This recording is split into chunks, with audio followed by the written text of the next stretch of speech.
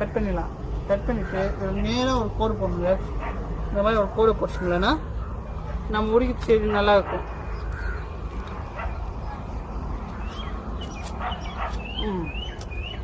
இந்த கோடு போட்ட இதுலேருந்து தோல் எடுத்து கையால் வச்சு உரிச்சிடலாங்க.